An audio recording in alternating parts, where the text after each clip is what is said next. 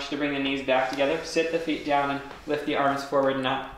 Sit down your bum. Now, again, the same thing goes with those shoulders. There aren't a lot of spaces in this world where anybody can go and just be asked for nothing. Yeah, there you go. In this healing space, Jordan Bellan asks for only what you can give, in mind, body, and spirit. Good. Ready, willing, and able to just be there in body, mind, and spirit to heal and to realize that you are beautiful, and even in your own presence, your worth is there.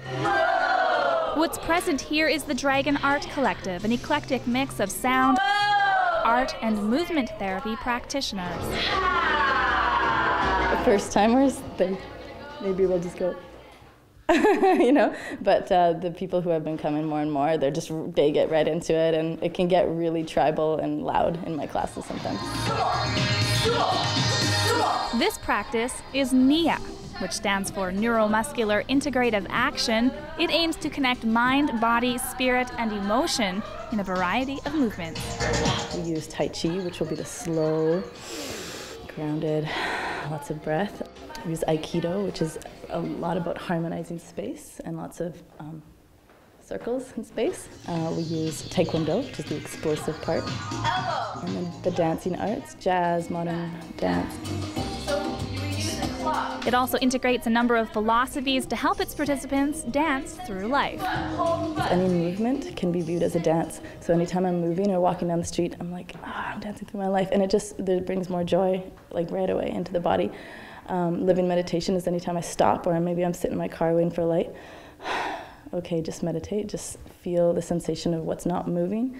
And life as art is being inspired by anything, just your hair, or the way I'm speaking right now, or the way I'm standing, just being inspired as if everything was art. There was a path alongside the edge of the lake, and she started to walk down the path and heard this music.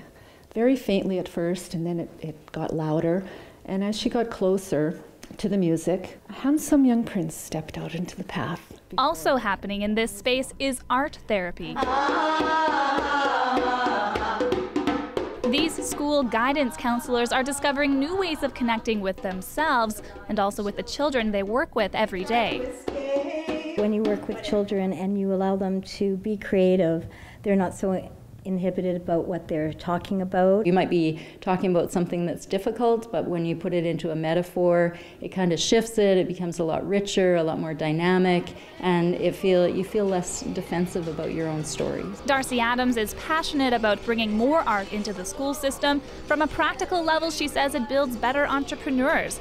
It's also about balance. The arts are our right brain, so it's really a whole part of our brain that is creative, that's less verbal, that's more connected to music and movement, and it's a part of ourselves that's really under practiced. And let's bring the hands in front of the heart.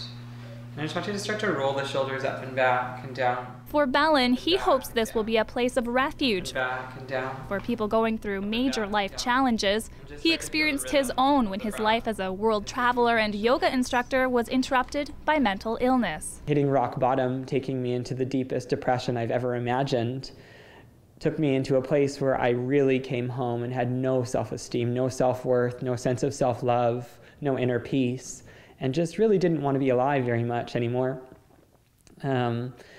And I needed this center that I've created. Bellan's goal to create a not-for-profit healing center starts here with this collective.